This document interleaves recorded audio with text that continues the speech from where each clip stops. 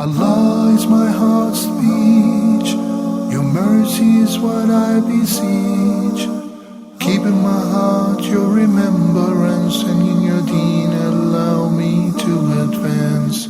Help me in my quest. Permit me to pass the ultimate test. Help me in my quest. Permit me to pass the ultimate test.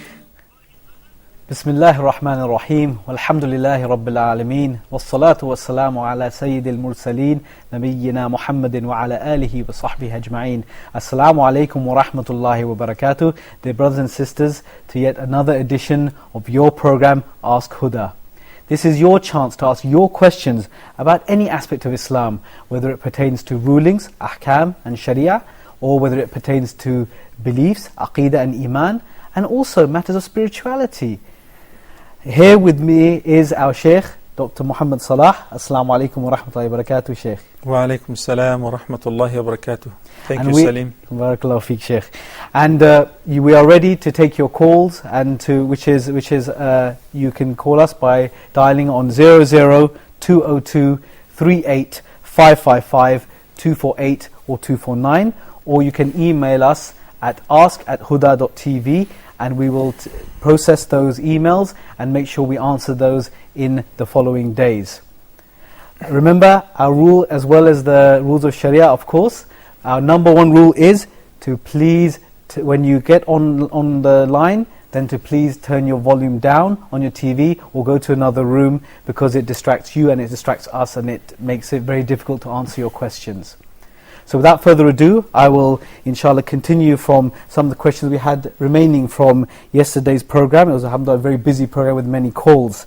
There was a sister, Anshin, who had a question regarding Taraweeh in Jama'ah of women, all women Jama'ah praying behind a male Imam, and whether there was any problem with this. Bismillah, wa salatu wa salamu ala nabiyyihi wa Mustafa, Sayyidina Muhammadin wa ala alihi wa sahbihi wa man wala, thumma amma ba'd. Praise be to Allah alone. We praise Him and we seek His help. Whomsoever Allah guides is the truly guided one, and whomsoever Allah leaves astray, no one can show him guidance.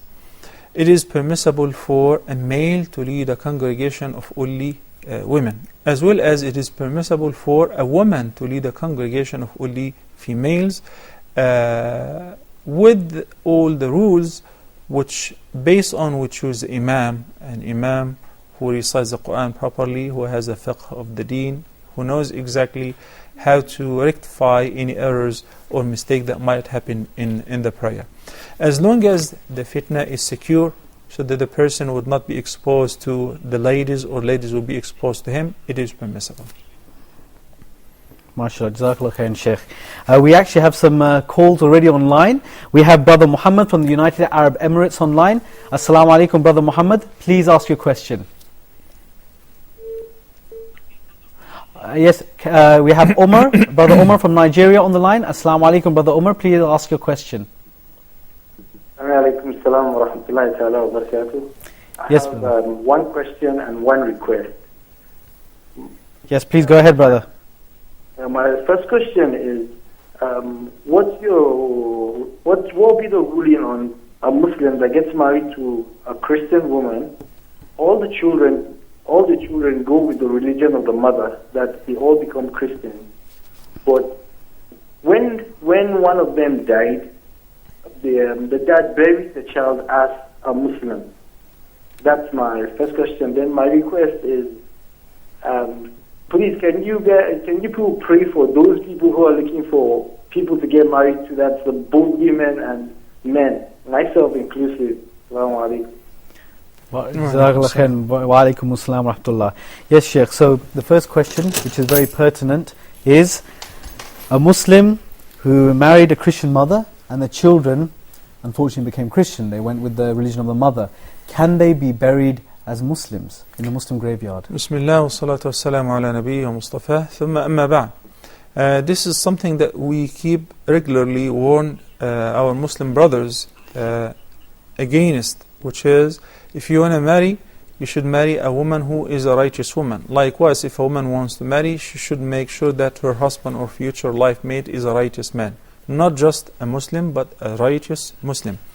So a condition like that which was mentioned in the question, unfortunately, is happening a lot because of the wrong choice from the beginning. Now, if the father dies in a state of Islam, if he is in a Muslim country, obviously the children would still follow the religion of the father, which is Islam. But in non-Muslim countries, even if the father is still alive, he has no say, he has no control whatsoever. So if the children are still under the age of puberty, they will be treated as Muslims. But if they grew up and they made their choice and they decided to follow the mother's religion or any other than Islam, then if they die, they will not be treated as Muslims with regards to inheritance, with regards to burial and funeral. Yes, Jazakallah khairan, Sheikh, for that. And also, inshallah, we will pray for, as the brother requested, we will make, inshallah, dua for the people to marry good spouses from both sides. We have some more calls. We have Sister Aisha from the United States of America. Assalamu alaikum, Sister Aisha. You're very welcome. Please ask your question. Assalamu alaikum. Ramadan Mubarak. Ramadan Wa Mubarak to you, alaykum sister. assalam, and thank you. I have 3 questions. Okay, we'll see if we can get those answered. My first question is for a woman, if she already has done wudu at home, but then she's outside and maybe she has to go to the women's restroom.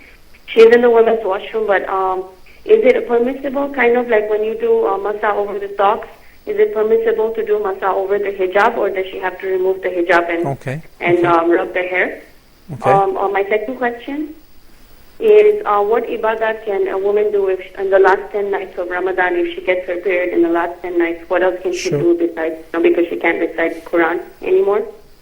My third question is if a woman has been listening, has been attending Taraweeh prayers constantly throughout from the beginning of Ramadan, but then she gets her period, she still goes to the masjid, sits outside the musalla area and listens to the qiraat of the Taraweeh.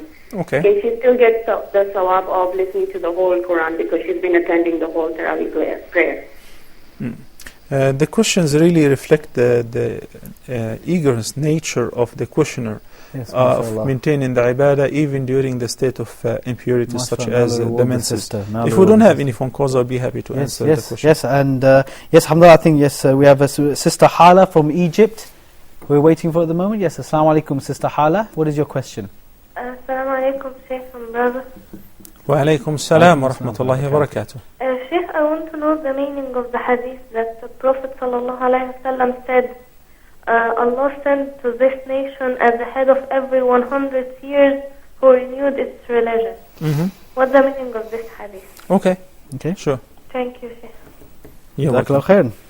Yes, Sheikh. So, yes, we can answer Sister Aisha's questions and move on to maybe Sister Hala's question as well. Okay, as far as I remember from Sister Aisha, who's calling from the United States of America, with regards to the menses, which we all know that in a state of menses or impurity for a woman, she cannot do certain acts of worship which require tahara, such as praying and fasting or performing tawaf or entering and staying in the masjid.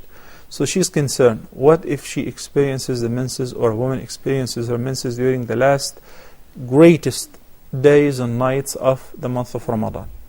Will she not be able to pray during the night, nor fast during the day? Al-dhikr is the greatest alternative. And it's not just alternative during the menses, it is number one option throughout the entire time. And Nabi sallallahu alayhi wa sallam said, advising one of his companions, always continue to keep your tongue busy with the remembrance of Allah subhanahu wa ta'ala. And Allah said in the Quran, أَلَا بِذِكْرِ اللَّهِ تَطْمَئِنُّ الْقُلُوبِ, but really soothes hearts and comforts them is the remembrance of Allah subhanahu wa ta'ala. So saying subhanallah or alhamdulillah or Allahu Akbar or making istighfar or making dua, keep yourself busy with the adhkar, is the best choice during this time. Obviously, impurities does not stop a person from being generous, from giving in a charity, from feeding a fasting person. You prepare and you form an intention before all of that, such as if you're cooking and preparing the food for your family members. When you have such intention, inshallah, you also get a reward of obtaining a reward similar to theirs for helping them to get to break their fast at sunset and so on. With regards to listening to the Quran and by sitting outside the musalla, it is permissible. And since you're calling from the States, I perfectly understand that most of the Islamic centers have separate entities or rooms, such as libraries or babysitting room or reading area or an office to host non-Muslims. You can always sit there if you want to. And this is an excellent choice and a great idea, because I know that many sisters, when they stay home during the nights of Ramadan, they get distracted with so many other things. A single phone call can ruin the night. So perhaps by staying in this separate area, which is not a part of the musalla, it is within the Islamic center, but it's not a musalla. You sit and you attend and you listen to the recitation of the Quran, you attend the halqa and you make istighfar, and whenever the imam is making dua in the qunut, you also join him. That's an excellent idea. Thank you so much for proposing that to all the Muslim sisters who may have a similar condition. As far as the first question, I don't Yes, the first question was regarding, the sister was asking, when she made wudu at home and then she goes outside, so she's made a full wudu, washed her feet, wiped her head, then she goes, maybe she's outside and she goes to a woman's restroom or to a bathroom or a toilet and she wants to make wudu. Is it permissible for her to wipe over her socks, her material socks? It is permissible to wipe over the socks and over the khimar as well. Instead of taking off the hijab in order to wipe over the hair, it will be sufficient to wipe with fingers over the khimar. But as far as the face, she has to uncover it in order to be washed. Okay, Jazakallah khairan, Sheikh. And we also have Sister Bilal on the line from the United Arab Emirates. Assalamu alaikum, sister. Wa alaikum assalam. Ramadan Kareem to you and Sheikh Mohamed Salah. Barakallahu feekum. Ramadan Kareem to you as well. I have 3 questions, Sheikh, if you don't mind. Okay. What about the 3 today? Everybody has 3 questions, mashallah. Yes, mashallah. I think there's a special day. It's my 3rd day. Maybe there's a theme of 3, Allahu alam. Go ahead, sister. My question, Sheikh, is if we own cars and do we have to give zakat on that? It's for your usage, you're right? It's not for trade. No. We are using it. Me and my husband are using it. No, it's not zakatable. Even if you have the most luxurious car, it's not zakatable. And another question is, alhamdulillah, we have a mosque inside our compound, and I can hear the imam praying whenever my husband goes to pray congregation. Is it possible for me also to join in the jama'ah, but at home, since I have a small baby? Now, you cannot join the jama'ah from home unless if you're attending behind the musalla itself and the rows are extended, you're praying with the ladies, but you pray at the privacy of your house behind an imam who's in another masjid or on the TV, no, it won't work. Okay. And another question is, how far can we stretch Isha so that, how late can we pray Isha? Okay.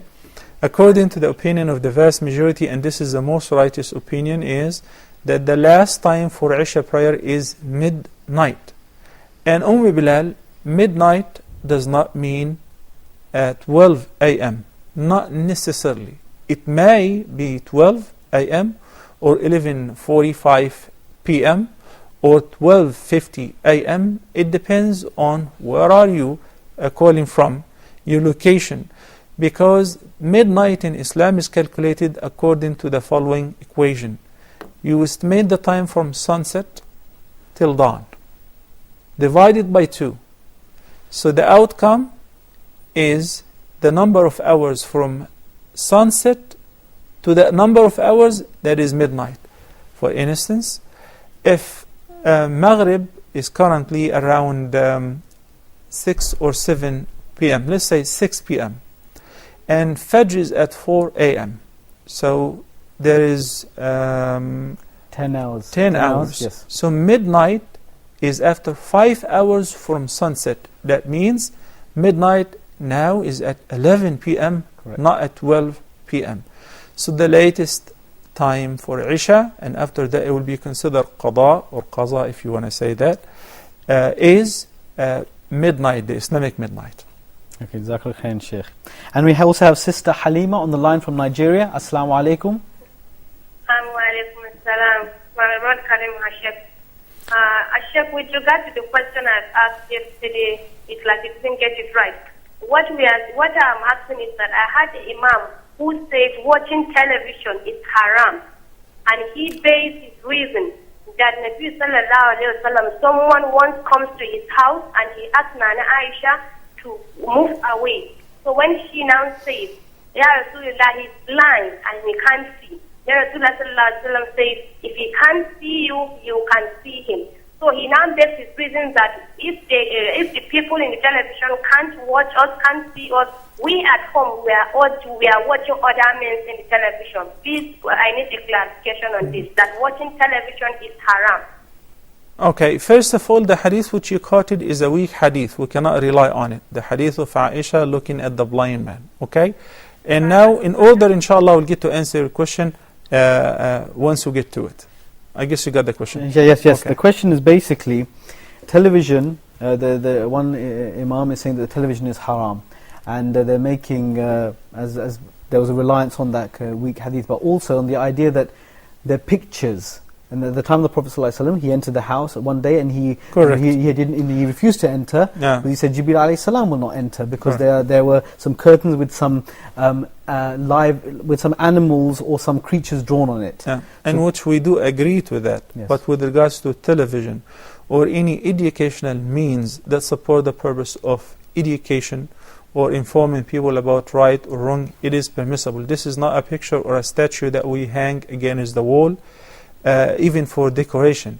And the scholars have agreed, except for a few, such as the person who is presenting this view that it is not permissible for even a person to appear on television, which is an overwritten opinion. The right opinion that television is halal if it presents something halal material, lawful and beneficial. And it is haram if you look at what Allah has prohibited.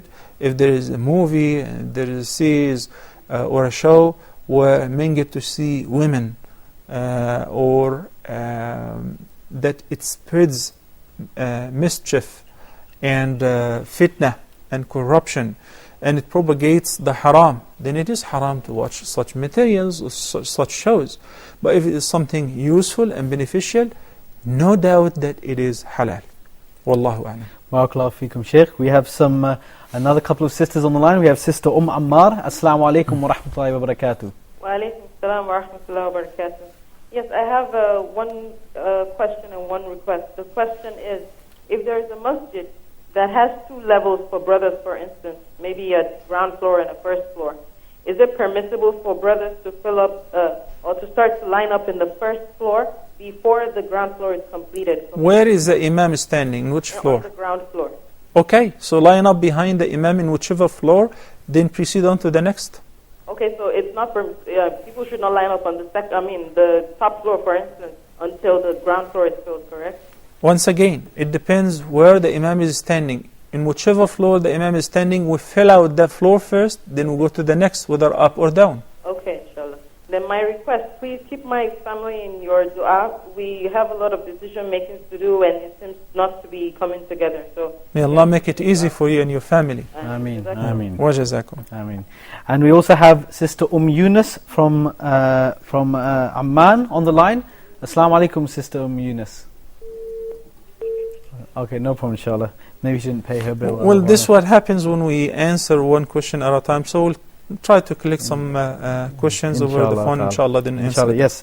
So basically, going back to Sister Hala's question from Egypt, she was asking regarding about this hadith about there'll be a man at every qarn is the word used, at every period of time where he will be correct, where he'll be reviving the deen. The word in Arabic yujaddid, and tajdeed means renewal, which means a righteous person, a scholar, who would follow the footsteps of our predecessors, the Prophet ﷺ and the companions, and will bring the ummah into the sunnah of the Prophet ﷺ, will bring the sunnah into the life of the ummah.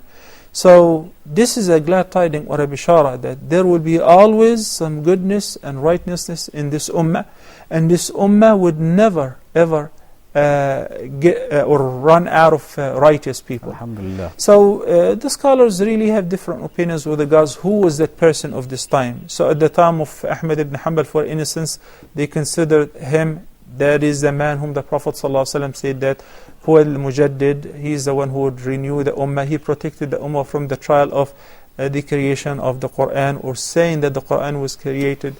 And Ibn Taymiyyah, for instance, is another great Imam. And every time there is Imam. And it doesn't mean that it's got to be only one Imam. It can coincide at the same time that we have several Imams. Just the last decade, that the Ummah have lost some great righteous Imams, such as Shaykh Ibn Uthaymeen, may Allah have mercy on him, and some other Arabic Imams from various parts of the world, in Egypt, in Palestine, in Syria, all over. So they may happen to be at the same time. But the bishara is that the Ummah will not run out of righteous people or great leaders. Yes, Jazakallah khairan, Sheikh. We have full lines today, alhamdulillah. We have Sister Saima from Saudi Arabia. Assalamu alaikum, sister. Please go ahead and ask your question. Assalamu alaikum. Wa alaikum assalam wa rahmatullahi wa barakatuh. Tafaddali. Sir, I have 3 questions. Can I Again 3, okay. It's a very big, significant number today, alhamdulillah. Allah loves witr. Regarding Taraweeh, I am not able to go to mosque for praying Taraweeh. And I've never prayed Taraweeh in my life before, and I really want to do it now. So what is the suitable way that I can do it while holding Quran at home? Because if I can read directly from the Quran during Taraweeh. Will you be praying at home by yourself or with somebody else? No, alone. I don't have anyone. Okay. I'll let you know, inshallah. Next question, please. Second question is this. I asked you previously regarding doing it while wearing socks, while wiping over the socks. And you said that if the socks are thin, you cannot wipe over it. I work and I am wearing thin socks during work, and I have been praying like this for the past 8 years. Let me correct one thing in the question. We never said thin or thick. Rather we say if it is transparent, if it is some sort of, you cannot call it socks. It's maybe lingerie. It's not socks. But if the socks is thin or thick, as long as it covers the epiderm, the color of your skin, then it is permissible to wipe over it. So whatever I have prayed before listening to your answer, what about those prayers? Do I have to? I'll answer you, inshallah. Okay, third question is this, that during menses, can they read Quran through internet without touching Quran? Can you read the Quran without holding the Quran, or even with holding the Quran but with gloves or with a barrier? Okay, we'll answer that as well, inshallah. Next. Also, I have this problem, ankylosing spondylitis. Due to this problem of my bone, I'm not able to lift my legs sometimes properly for wudu. Can I just wipe my feet for wudu? You said you cannot wash your feet? Yes, because of my problem, ankylosing spondylitis. The pain is so severe, I'm not able to lift my legs. Okay. I'll answer you, inshallah. Okay. I'm sorry we're rushing because we have other calls waiting on the line. Yes, inshallah, we'll get to answer those. We have Brother Ahmed on the phone from Saudi Arabia. Assalamu alaikum. Assalamu alaikum. Wa alaikum assalam. Wa alaikum salam, Ahmed. How are you, Sheikh? Great, alhamdulillah wa shukrulillah. Thank you for asking. Yeah, Sheikh, I have few questions and I... 3 questions? Give these answers today itself. You said you have 3 questions? Yeah, 3 and more, inshallah. Okay. Yeah, actually first is basically in subcontinent, that is in India, people say that they sacrifice the sacrificial animal in the name of Prophet Muhammad also, like as they do in Eid al-Adha. You know, Ahmed, if you say anything about the Indian subcontinent, I would have to consult Brother Salim and verify that. Yes, but I'm originally from India, so I can verify these things, yes. Yes, brother, go ahead with your second question, please. Second question is like, can we do Umrah on behalf of Prophet Muhammad Sallallahu Alaihi Wasallam and give the sawab to him? Okay. And one more question, what is khula and is it revocable? Basically, we need a whole episode to answer your 3 questions, Ahmed. And one more question, Sheikh. One more question, please. Okay. And one more question. What are the think what some people who has to do if there is a death in their family, what are the rituals and what are the things which are sunnah and which are farad to do for those household people. Like people, they do third day, they celebrate, they call the family members, relatives and all, and they give them feast and all, and 10th day, 20th day, 40th day. Is it halal? Is it okay? Is it permissible? Is it by Sharia or no? I just want a clarification on this. And also, please clearly... 4 is enough, Ahmed. There are a lot of people waiting on the line. We'll have to take some other callers, okay? Yes, I wonder if this is interest in questions, because he said 3 and then he went to 5. I don't know. He just wanted to break the rhythm. Maybe that's it. Jazakallah Khair, Brother Ahmed, you've given us, I think all of those could be a whole program on them. Inshallah, we'll answer those as quickly as we can. But yes, yes, we have Brother Adam from Nigeria. Assalamu alaikum, Brother Adam. Go ahead with your question. Alaikum salam. Yes. My question goes like this. Yes, brother, go ahead. I said it's about divorce. This lady was giving divorce, that is talaq, 3 times. Okay. And it was found that those 3 divorces given to her were said to be 1. So she reconciled with her husband. After reconciling with her husband, during this period she had children with him. After having children with him, later, he realized that those divorces that were given, that is 3 of them were given 3 times.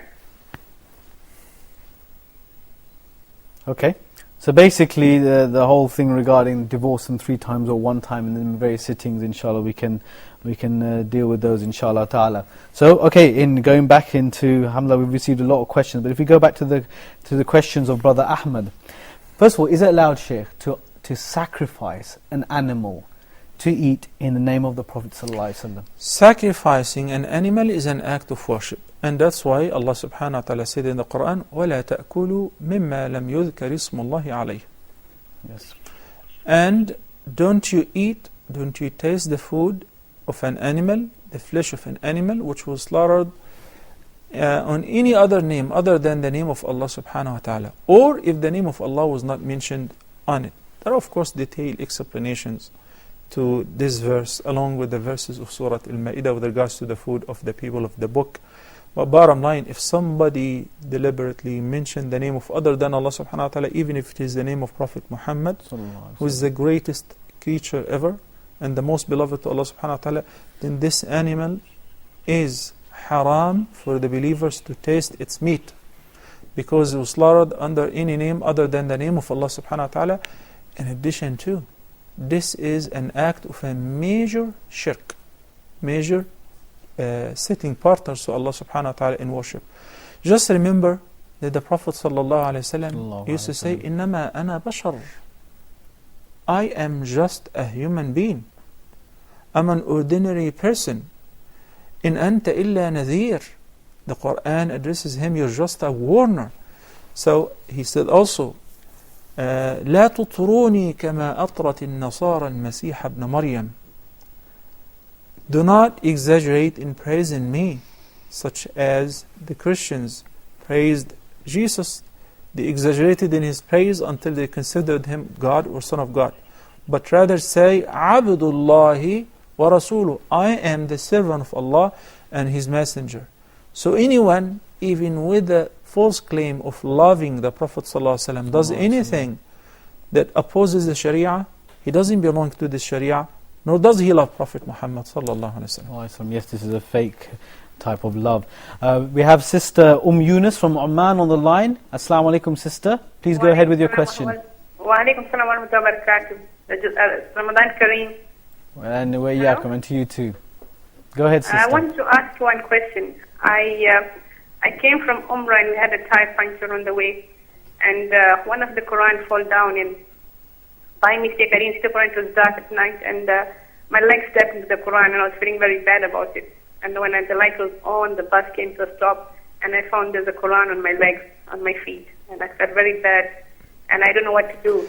So you simply did not do that deliberately. It just happened as an accident. I didn't do it, but just I feel very bad that, studying the Quran is something. We should. I don't know what happened. All of us should feel bad if anything happens to the Quran that's not proper, such as if the Quran falls down, or if our child tears a page of the Quran, or if it is contaminated with any impurities. It is true.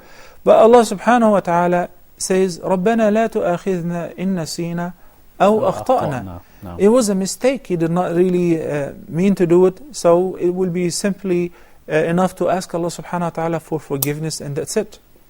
So I just came from Umrah and feeling very bad the first thing on the way. This happened, Anyway, alhamdulillah. Feeling bad for such thing is an indication of a good conscience and the awareness of the greatness of the Quran and the one who said the Quran. But not to the extent that it slows you down and it disturbs your life and it confuses your ibadah. Alhamdulillah, you immediately pick it up, you put it in the proper place, and you ask Allah for forgiveness, and that's it. Yes, Jazakallah khairan, sister. And remember, this is not a sign or anything. This is just, inshallah, to test your love for the Quran. And alhamdulillah, it seems that the fact that you feel bad about it, alhamdulillah, shows, inshallah, a sign of good iman, and Allah knows best. We are now going to our first break. Alhamdulillah, this first half an hour has gone by very, very quickly. And inshallah, please join us, stay with us, stay tuned to Ask Huda, your show for answering your questions. Assalamu alaikum wa rahmatullahi wa barakatuh.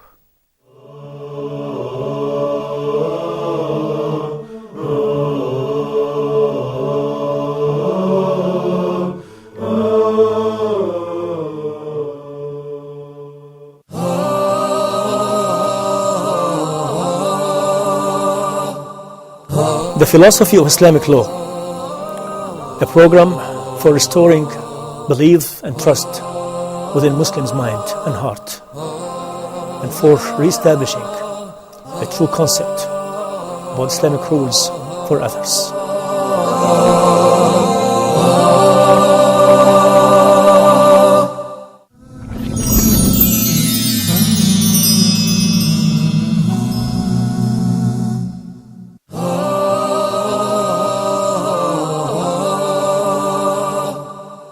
Covering the manners in Islam that a Muslim is supposed to have in Islam. There is a strong link between having good manners and piety. And then he said, I guarantee a dwelling in the highest rank of Jannah for the one who perfects his manners. That indeed, truthfulness leads to piety, to righteousness. And righteousness and piety leads to Jannah. The Prophet ﷺ used to always maintain family ties. Gentleness in Islam means to treat people with kindness and with tenderness.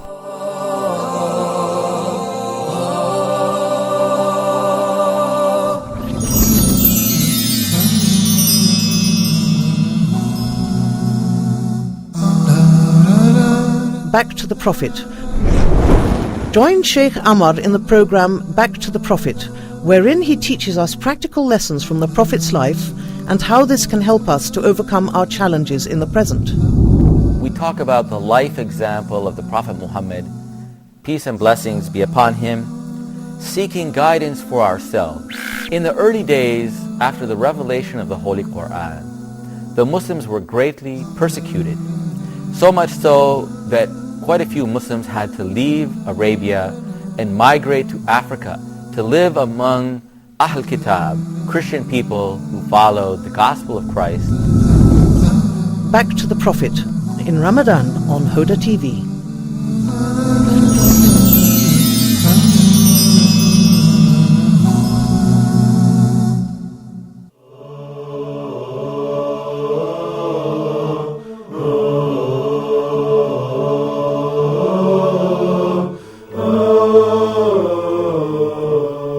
Assalamu alaikum wa rahmatullahi wa barakatuh. Welcome back, brothers and sisters, to Ask Huda, your show to answer your questions.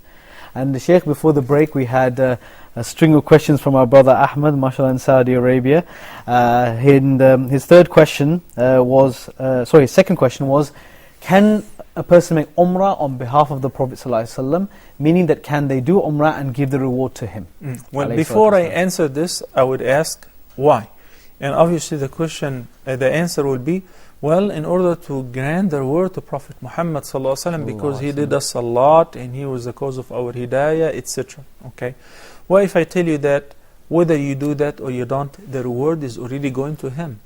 Yes, of course, yes. Every person who believes in Allah and does any good righteous deeds receives his own reward for his accomplishment, and a similar reward will be deposited automatically in the account of Prophet Muhammad sallallahu alaihi wasallam. Why?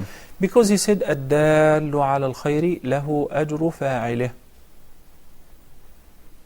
ومن سن سنة حسنة فله أجرها وأجر من عمل بها إلى يوم القيامة لا ينقص ذلك من أجورهم شيئا." Whoever introduces to humanity or to people a good tradition and they follow it, they will be rewarded, and he will receive a similar reward of their achievements, and yet that would not diminish the reward of either one of them. As far as the direct answer to the question, can we do Umrah or Hajj or whatever on behalf of Prophet Muhammad ﷺ? No. And as a matter of fact, that is considered an act of innovation. Because when you dig out all the books of Seerah and Tafsir and Hadith, there is no such thing. This is a practice which is invented in recent times, where people think out of extreme love to Prophet Muhammad ﷺ, they do things on his behalf. It is only prescribed to do things on behalf of a person who failed to do it. He did it. Alhamdulillah wa shukrillah. So he fulfilled his fard. You want to benefit him with the reward? Be good yourself. That would please his heart. But innovating, introducing anything to the deen, even if it seems to you reasonable and sweet, and remember the Prophet sallallahu alaihi wasallam said, "Man ahdatha fi amrina hadha ma laysa minhu fahuwa radd." Whosoever introduces to our religion anything that does not belong to it, if it is a religious practice, it will be totally rejected.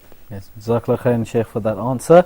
We have Sister Safiya from Nigeria. Assalamu alaikum, sister. Please go ahead with your question. Amin alaikum salam. I have a request and two questions. Okay, go ahead. My request is that I would like the Sheikh to do a dua for me and my siblings, because we want to get married.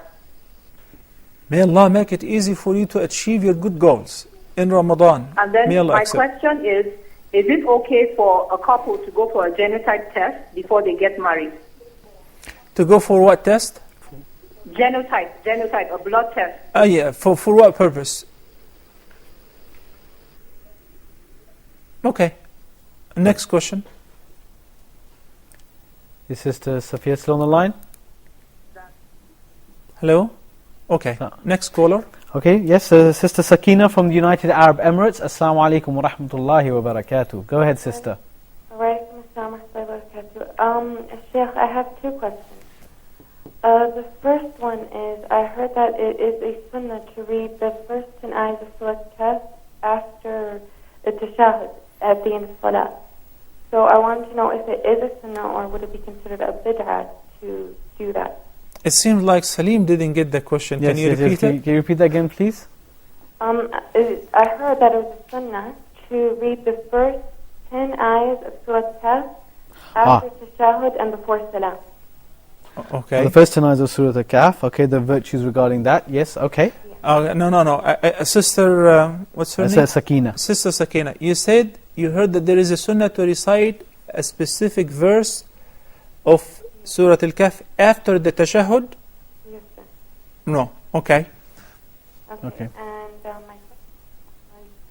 And I have a friend who, during the adhan of Fajr, she still eats.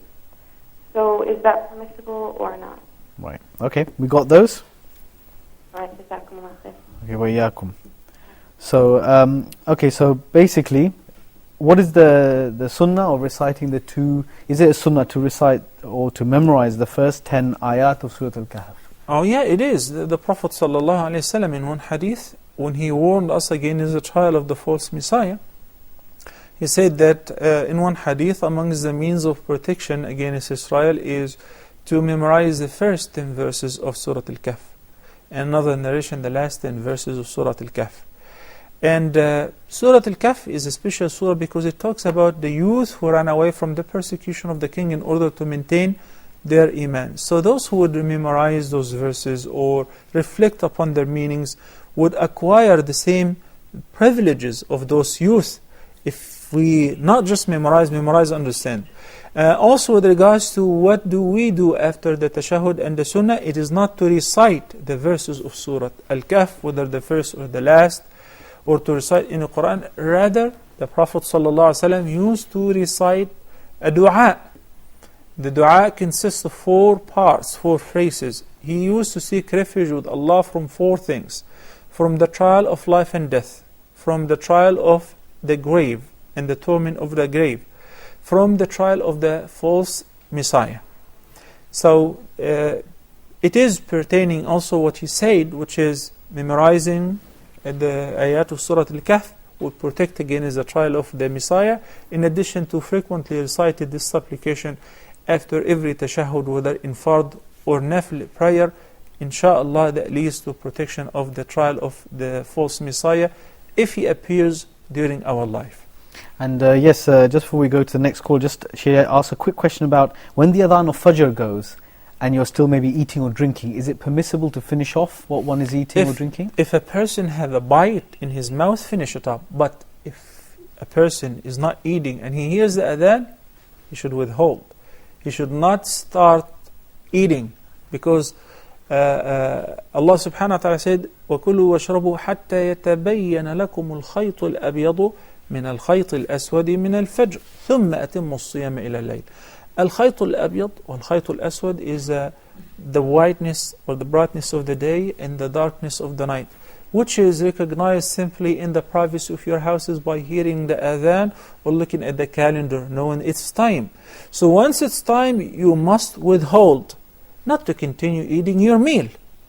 Somebody just the other day told me that I got up and the Fajr was already cold. The person was in the middle of the adhan, so I decided to drink or to eat. That's not the... we're talking about if you have a bite or the water is in your mouth and you're drinking, and you heard that, then you finish this bite and that's it. Sheikh. We have Sister Jeddah from United States of America. Assalamu alaikum, sister. Go ahead. Wa alaikum salam. I have 2 questions. Go ahead, sister. During Taraweeh, do you have to recite Surah after Fatiha? Okay. Or is listening to the Imam is okay? Oh, so you're praying in Jama'ah. You're praying in Jama'ah. Okay. Whether in Taraweeh or any other prayer, if you're praying in congregation, you're only permitted to recite Al-Fatiha if you're a follower. And you're not allowed to recite with the Imam his own surah or any other surah. Only Surah Al-Fatiha you're allowed to recite it after he finishes. Okay. How about one more question? Yes, Can go ahead. You, hold the Quran? You have to make them 3. Excuse me? You have to make them 3 questions. Sheikh, is now Bid'ah we're introducing. Okay, go ahead. Okay, can someone hold the Quran during Salat al-Fard? Like the obligatory prayer. Can you hold the Quran and recite Quran? Oh, so read from the Mus'haf during a Fard prayer. Okay. Yeah, by itself. It doesn't have to be in Jama'ah. Like if you want to read a long surah. Now, the permissibility of holding the Quran is adopted by the vast majority of the scholars, Al-Shafi'i wa Malik wa Ahmad ibn Hanbal, based on precedents where Dhakwan, Mawla Aisha, may Allah be pleased with her, used to lead her in the prayer and he would hold the Quran in his hand. Imam Abu Hanifa is the only one who restricted that, and he said it resembles the act of the people of the book because they hold the Bible or the Torah, etc. But it is permissible. And in the case of the fard or the prayer which is obligatory, it is permissible, but it is disliked. It is disliked. So what's recommended is to recite in the fard from your own memorization, whether it's a little or a lot, a short surah or a great one. Jazakallah khairan, Sheikh. Yes, we have a Sister Fatima from the United States of America.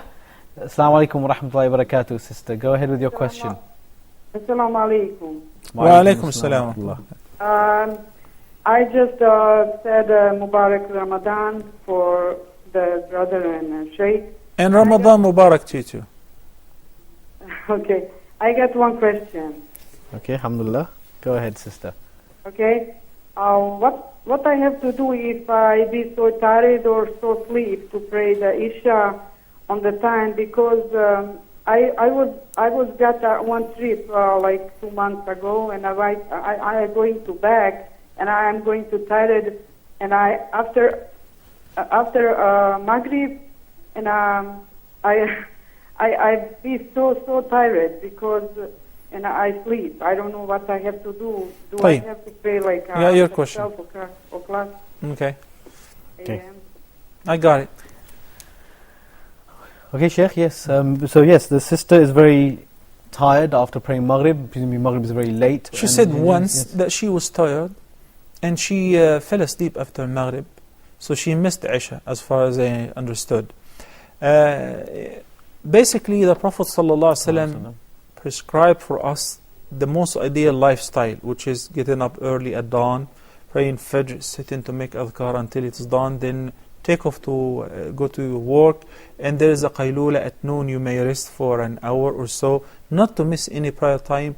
Then whenever it is the late prayer, which is the Isha prayer, that you pray Isha, then you don't talk, you don't watch TV, you don't do any activities, rather you go to sleep immediately, so that perhaps if you want to wake up after midnight in order to pray, that is the best time, according to the Prophet's hadith in Sahih Bukhari. That is the best prayer of Prophet Dawood alayhi salam. He used to sleep until midnight, then he would get up to pray for 1/3 of the night, then he would rest for the remaining 1/6 of the night, and obviously get up afterward to pray Fajr. This is a typical prophetic way. Some people, their lifestyle is different. I've known people who work in the States night shift. Yes. So their lifestyle is different. People who are working in oil companies or security, where they take shifts. Pharmacists or physicians, they take shifts, some days, nights. So their lifestyle may be a little bit disturbed. Somebody came back, he was up all day from dawn until Maghrib operating. It was a long surgery and he wanted to rest. So he reclined and he fell asleep. There is no blame on him. That had happened to the Prophet ﷺ when he asked Bilal to awaken them for Fajr. Then they went to sleep, and Bilal himself, a slumber overtook him and he fell asleep. Only the sunlight awakened the Prophet ﷺ. So they missed Fajr, and everybody was so disturbed. Everybody was worried, what are we going to do? What are we going to do? So Nabi ﷺ assured them not to worry, and he said, من نام عن صلاة أو نسيها فليصليها متى ذكرها لا كفارة لها إلا ذلك. Whoever oversleeps or forgets a prayer, let him make it up once he remembers it, or once he wakes up. There is no other ransom for it other than that. This is with regards to some odd or individual cases. But when somebody knows that every time he comes back from work and he gives up and he won't sleep, and he gets up next day and he misses Isha and Fajr, that routine has to be interrupted, and the person has to organize his lifestyle. So for what you said, sister, for once or maybe a couple of times that happened to you, that the person was overwhelmed or tired and went to sleep after Maghrib and missed the Isha, I make sure I set up my alarm next to me, or I ask somebody to awaken me at least before the latest time of Isha, which, as I just mentioned earlier, that midnight. Yes. Okay? Yes. So if you take these precautions, then you still oversleep and you're so tired that you not hear anything. Inshallah, you're not blameworthy, and it will be sufficient to make it up. Wallah. Absolutely. Jazakallah khair, Sheikh. Thank you very much for your time, and thank you very much for your questions. To you, the viewers, for your interaction and your contribution to this program. As it is, as I said, it is your program. Don't forget, you can always email your questions to us at ask@huda.tv. And alhamdulillah, we get a lot of du'as, as you've heard from our viewers. But one of the ways in which you can also support this channel, your channel, is by writing an email to us at support@huda.tv. That is SUPPORT@huda.tv. Please email us with any suggestions you may have on how to support your channel, and we'll make sure that we get back to you as soon as possible regarding that. So that leaves me really to end this program. Jazakumullah khairan, and inshallah please join us soon, join us tomorrow. We'll be able to answer your questions on your show, Ask Huda. Assalamu alaikum wa rahmatullahi wa barakatuh. If my love is attached to thee, then from sins I will be free. Each time my heart will beat, your name will resound with heat. Allah is my heart's speech, your mercy is what I beseech. Keep in my heart your remembrance, and in your deen allow me to advance. Help me in my quest, permit me to pass the ultimate test. Help me in my quest, permit me to pass the ultimate test. Help me in my quest, permit me to pass the ultimate test. Help me in my quest, permit me to pass the ultimate